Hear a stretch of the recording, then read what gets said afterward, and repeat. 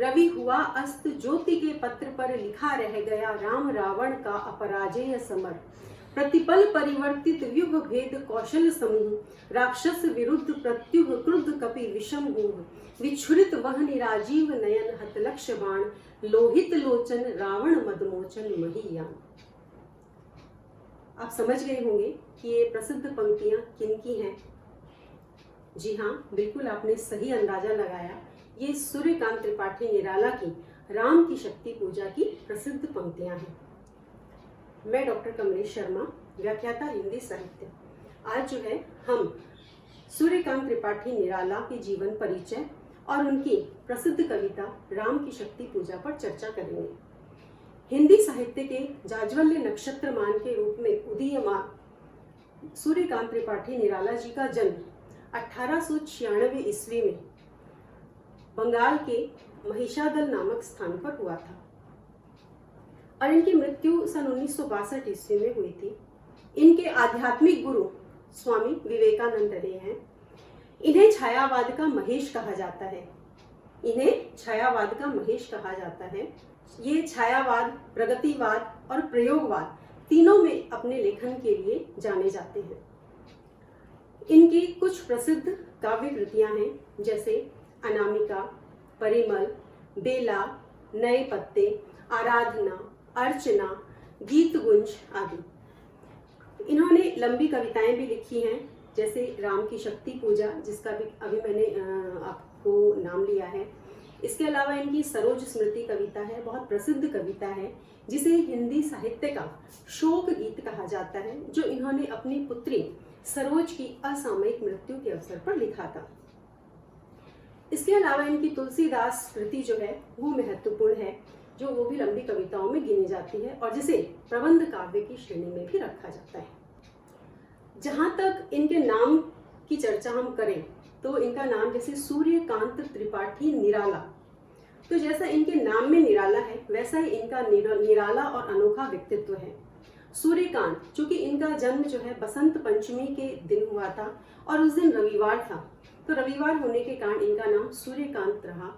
और चूंकि इन्होंने मतवाला जैसे प्रतिष्ठित पत्र का संपादन किया और मतवाला पत्र ने ही इन्हें जो है निराला नाम से विभूषित किया, तो तभी से जो है इनका पूरा नाम जो है वो सूर्यकांत त्रिपाठी निराला के नाम से जाना जाता है। अब हम इनकी जो इन्होंने हिंदी साहित्य में जो मुक्त छंद दिया है, हम उसके बारे में थोड़ी सी चर्चा कर लेते हैं। मुक्त छंद अर्थात जो किसी भी प्रकार के छंद के बंधन से मुक्त हो, उसे मुक्तक छंद कहा जाता है। इन्हें चिढ़ाने के लिए कुछ जो उस समय के साहित्यकार हैं, उन्होंने उस मुक्तक छंद को कहीं रबड़ छंद तो कहीं केचुआ छंद भी कहा। जिस प्रकार से रबड़ होता है, रबड़ को हम खींचते हैं तो बड़ा हो जाता है, जब हम उसे छोड़ते हैं तो बिल्कुल छोटा हो जाता है। तो इसी प्रकार मुक्त काव्य की विशेषता होती है कि उसमें कहीं तो पंक्ति हमें बहुत लंबी मिलती है और कहीं जो है पंक्ति उसमें छोटी होती है, अर्थात कभी छोटी कभी बड़ी, कभी अगली पंक्ति छोटी फिर उससे अगली पंक्ति बड़ी, तो इस तरह से कविता चलती है। विशेष बात यह है कि बस उसमें रिदम यानी लय का होना जरूरी है। तुकबंदी का होना मुक्त छंद काव्य में आवश्यक नहीं है। तो मुक्त छंद के प्रवर्तक इन्हें माना जाता है और चूंकि हमेशा इन्होंने साहित्य में नई नई खोज की है, चाहे वो विषय वस्तु के क्षेत्र में हो, चाहे वो भाषा के क्षेत्र में हो, और इसके कारण हमेशा इन्हें साहित्यिक जगत में विरोधों का सामना करना पड़ा है। इनका व्यक्तिगत जीवन जो है वो भी विरोधपूर्ण रहा है और इनका साहित्यिक जीवन है वो भी विरोधपूर्ण रहा है, और यही कारण है कि इनका जो स्वभाव है वो विद्रोही भी रहा है। अर्थात समाज की जो असामयिक परिस्थितियां हैं, जो असामाजिक गतिविधियां हैं, असामाजिक जो मान्यताएं हैं जो कि समाज के ऊपर खड़ी नहीं उतरती, उन सब का इन्होंने बेबाकी से विरोध किया है। अब हम इनकी जो प्रसिद्ध कविता है राम की शक्ति पूजा, उस पर थोड़ी चर्चा कर लेते हैं। ये जो कविता है वो, इसका जो प्रसंग है वो रामचरितमानस में भी नहीं मिलता है और वाल्मीकि रामायण में भी नहीं मिलता है।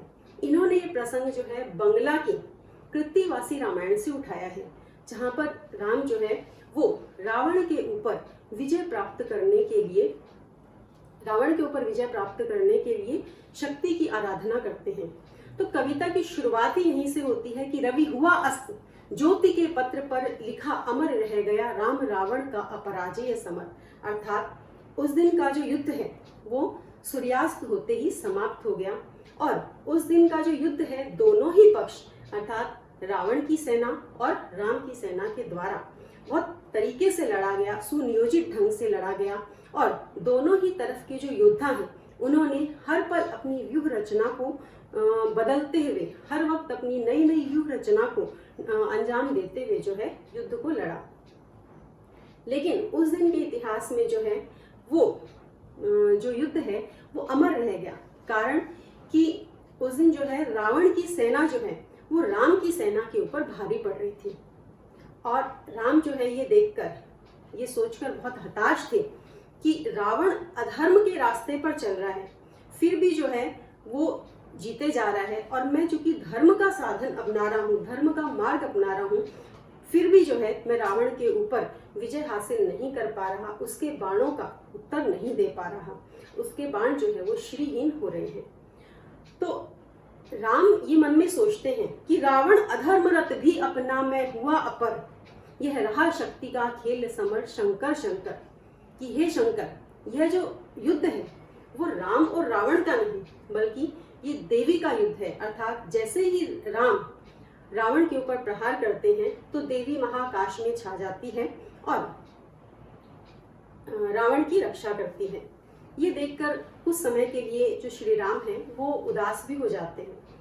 तब जामवंत उनको सलाह देते हैं कि यदि रावण शक्ति की आराधना कर सकता है तो तुम्हें भी उस आराधना का उत्तर आराधन से ही देना चाहिए, अर्थात पूजा से ही देना चाहिए। यदि रावण तामसिक शक्ति संपन्न होते हुए भी यदि देवी को अपने वश में कर सकता है और उसकी सहायता ले सकता है तो तुम तो सत्य के मार्ग पर चल रहे हो, तो तुम्हें भी जो है शक्ति की मौलिक कल्पना करनी होगी, और जब तक तुम आराधना करो तब तक जो है युद्ध का सारा जो कार्यभार है वो हम सब संभाल लेंगे। तो फिर राम जो है देवी की मौलिक कल्पना करते हैं और देवी से विजय का आशीर्वाद प्राप्त करते हैं। इसी बीच देवी जो है उनकी आराधना में विघ्न पैदा करने के लिए, या यूँ कहें कि उनकी परीक्षा लेने के लिए उपस्थित होती है, और पूजा के लिए जो 108 कमल रखे हुए होते हैं उसमें जो 108वां कमल जब भगवान श्री राम चढ़ाने के लिए उठाने लगते हैं तो देवी जो है उससे पहले ही छुपकर उस कमल को उठाकर ले जाती है। तब राम सोचते हैं कि अब ये पूजा मेरी कैसे जो है निर्विघ्न संपन्न होगी, क्योंकि यदि आराधना पूरी नहीं होगी तो मैं कभी भी रावण के ऊपर विजय हासिल नहीं कर सकता। फिर उनको याद आती, फिर वो अपने आप को धिक्कारते हैं और खुद से कहते हैं कि दिक जीवन जो पाता ही आया है विरोध, दिक साधन जिसके लिए सदा ही किया शोध। अर्थात मेरे जीवन को धिक्कार है जिसे हमेशा ही सत्य मार्ग पर चलते हुए भी विरोधों का सामना करना पड़ा। यहाँ मैं आपको एक बात बताना चाहूंगी कि यहाँ भगवान श्री राम ने जो ये कथन कहे हैं इस कविता में, तो इसे हम निराला के जीवन की व्यथा भी मान सकते हैं, क्योंकि निराला को भी हमेशा विरोधों का सामना करना पड़ा, जैसा कि मैंने लेक्चर की शुरुआत में ही आपको बताया। फिर वो वापस संभलते हैं और उन्हें ध्यान आता है कि उनकी माता जो है हमेशा उन्हें राजीव नयन कहती थी, अर्थात कमल के जैसे नेत्र वाला। तब उनके अंदर शक्ति का, प्रेरणा का संचार होता है और वो सोचते हैं कि मुझे तो सिर्फ एक ही कमल चाहिए, जबकि मेरे पास तो अभी नेत्र रूपी 2-2 कमल शेष हैं। और ये सोचते ही उनमें उत्साह का संचार होता है और वो अपना बाण निकालते हैं, और बाण निकालकर जो है अपने बाण से अपने नेत्र को निकालकर देवी के चरणों में समर्पित करने के लिए तत्पर होते हैं। तो जैसे ही बाण आंखों तक जाता है तत्काल वहां पर देवी उपस्थित होती है और उन्हें आशीर्वाद देती है कि होगी जय होगी हे पुरुषोत्तम नवीन, यह कह देवी शक्ति के राम में हुई, देवी शक्ति के वदन में हुई लीन। अर्थात जो देवी है वो भगवान श्री राम को शक्ति का वरदान देते हुए उनके शरीर में विलीन हो जाती है, अर्थात देवी का आशीर्वाद जो है वो भगवान श्री राम को मिल जाता है। तो ये जो कथानक है हालांकि पौराणिक है और प्राचीन है, पर फिर भी आज तक ये प्रासंगिक बना हुआ है, क्योंकि रावण जैसी आसुरी शक्तियां सिर्फ उस युग में ही नहीं बल्कि आज भी विद्यमान है। और जिस प्रकार से रावण ने सीता का हरण किया था और उसे अपनी बंदिनी बनाकर रखा था, उसी प्रकार से आज भी जो है हमारे समाज में रावण जैसे बहुत सारे ऐसे व्यक्ति हैं जो कि दूसरे की कन्याओं का, दूसरे की लड़कियों का जबरन जो है अपहरण करते हैं और अपनी शक्ति के ऊपर दंभ भरते हैं। और तब भगवान राम की तरह से हमें भी सात्विक शक्ति का आश्रय लेकर उस समस्या से जूझना पड़ेगा और उसका समाधान निकालना पड़ेगा।